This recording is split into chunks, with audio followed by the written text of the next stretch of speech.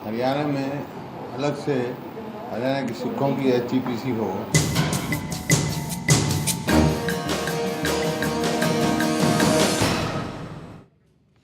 नमस्कार, मैं हूं मनीष मासूम और आप देख रहे हैं खबरें। अभी तक विधानसभा का मॉनसून सत्र चल रहा है, कई विधायी काम निपटाए जाने हैं, लेकिन जिस तरीके की सियासत हम विधानसभा के अंदर देख रहे हैं, ऐसे में किसी भी दल की नीयत पर भरोसा नहीं होता। सीएम हुड्डा ने माना है कि HSGPC के गठन में देरी से सरकार को नुकसान हुआ है। मतलब क्या? हुड्डा अपने सियासी नुकसान की भरपाई इस संवेदनशील मुद्दे को लपक कर करना चाहते हैं, और अगर वो किसी मुद्दे को सियासी लाभ के लिए लपकेंगे तो विरोध होगा ही। लेकिन विरोध का तरीका बहिष्कार क्यों हो, जो इनेलो के विधायक अक्सर करते हैं? इनेलो समानांतर सदन चलाने तक पर उतारू हो जाता है। इनेलो इस राजनीति के जरिए क्या साधना चाहता है? इन्हीं सारे सवालों के जवाब लेंगे आज हम अपनी इस चर्चा में। जानेंगे सत्र में सरकार और बहिष्कार का मतलब क्या है। में अलग से हरियाणा के सिखों की HGPC हो।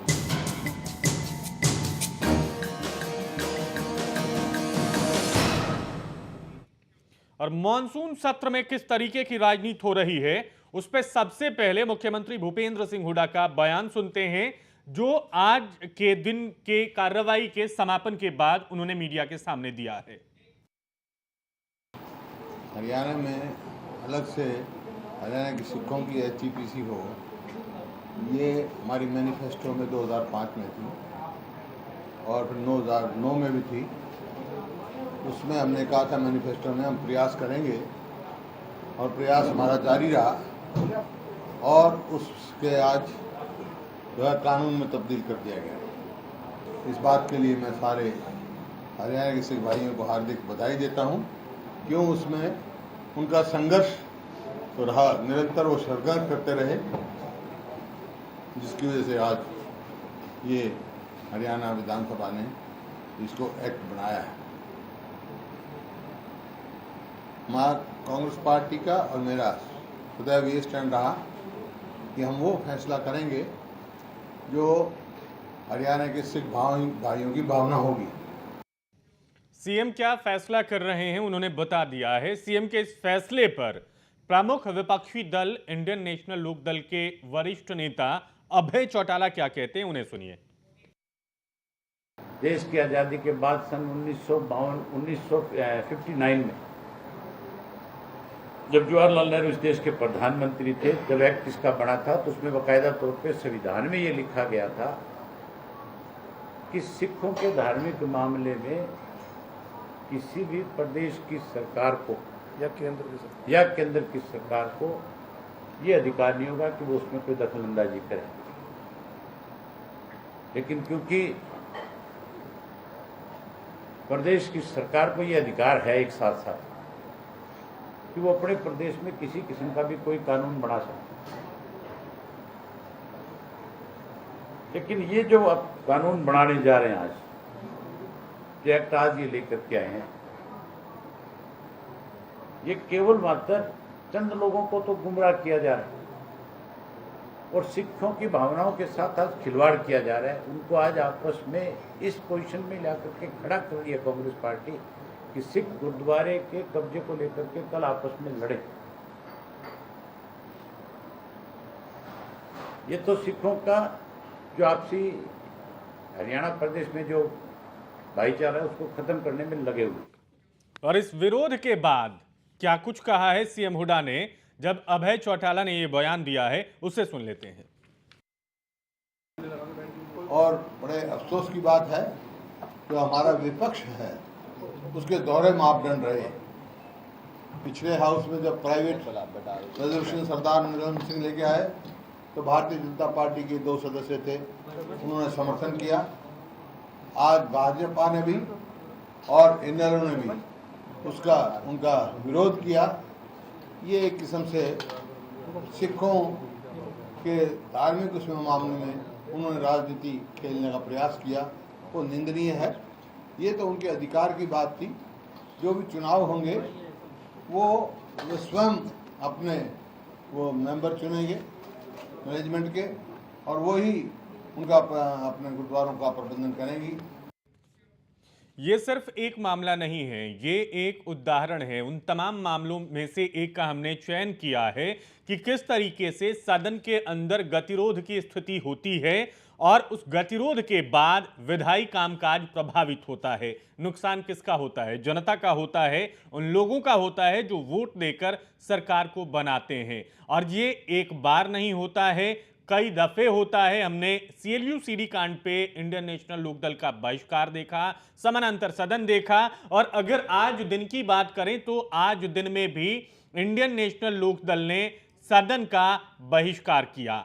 कैसी राजनीति है पक्ष और विपक्ष की तरफ से, जानने की कोशिश करते हैं। हमारे साथ हमारे एक्सपर्ट मेहमान जुड़ चुके हैं चर्चा में। हमारे साथ अमित नेहरा जी हैं, वरिष्ठ पत्रकार हैं, बताएंगे हमें कि कौन किस नियत से ये कर रहा है। हमारे साथ मेरे वरिष्ठ सहयोगी कुमार विजेंद्र भूषण जुड़ चुके हैं, आपका बहुत स्वागत है कुमार विजेंद्र। हमारे साथ हमारे editor in chief Umesh Joshi ji इस चर्चा में शामिल हैं, आपका भी बहुत स्वागत है।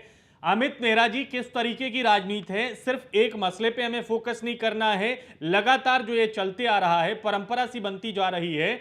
हमारे प्रदेश में जब भी सदन का सत्र शुरू होता है, एक तो बहुत संक्षिप्त होता है, और उस संक्षिप्त सत्र में क्या कुछ होता है ये सबके सामने है। सुचारू रूप से सत्र चल नहीं पाता है। देखिए, ये एक केवल सत्र की बात नहीं है। अगर सीधा सीधा कहें तो सरकार आग से खेल रही है, मैं इसे कहूँगा, क्योंकि एक छोटा मसला नहीं है। इसके पीछे हमें एसजीपीसी के इतिहास में जाना होगा। मैं आपको संक्षेप में बताता हूं कि एसजीपीसी क्या है और उसकी जरूरत क्यों पड़ी जी। देखिए, सिख धर्म लगभग 500 साल पुराना धर्म है। वर्ष 1900 तक ये सब कुछ ठीक ठाक चलता रहा। उसके बाद क्या हुआ कि धीरे धीरे जो गुरुद्वारे बने, पंथ आगे बढ़ा, तो उस पे दबंगों ने कब्जे करने शुरू कर दिए। गुरुद्वारों पे कब्जे हो गए। जहां जहां धार्मिक संस्थाएं थी सिखों की, वहीं पे दबंगों ने कब्जा करना शुरू कर दिया। और ये बार बार क्या है कि सरकार, अंग्रेज सरकार थी या राजाओं की कार्यक्षेत्र था वहां पे, तो बार बार किसी से विनती करना कि हमारे गुरुद्वारे को छुड़वाओ, उससे छुड़वाओ, इससे छुड़वाओ, ये करो वो करो, बलवा हो गया। तो परेशान थे सिख धर्म के लोग जो थे अग्रणी। तो उन्होंने 15 नवंबर 1920 को गुरु हरमंदिर साहब में एसजीपीसी की स्थापना की।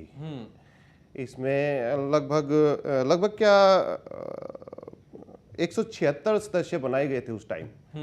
जो गुरुद्वारा प्रबंधक कमेटी बनी थी, उनका काम था कि धर्म की रक्षा के लिए, धर्म की रक्षा भी के साथ साथ जमीन की रक्षा जो मुख्य उद्देश्य था कि गुरुद्वारों की जमीन, शिक्षण संस्थाओं की जमीन की रक्षा के लिए ऐसे दस्ते तैयार किए जाएं, उसके लिए निहंग रखे जाएं, तो उनको संरक्षण जो देगी वो एसजीपीसी देगी।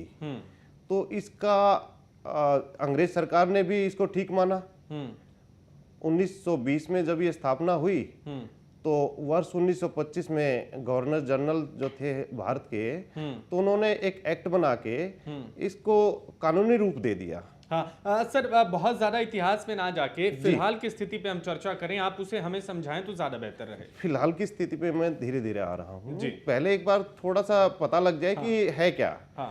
उसके बाद क्या हुआ कि पंजाब में बनी कमेटी, दिल्ली में बनी, बिहार में बनी और महाराष्ट्र में बनी। आजादी के बाद भारत आजाद हो गया, पंजाब के टुकड़े हो गए, पंजाब, हिमाचल, हरियाणा।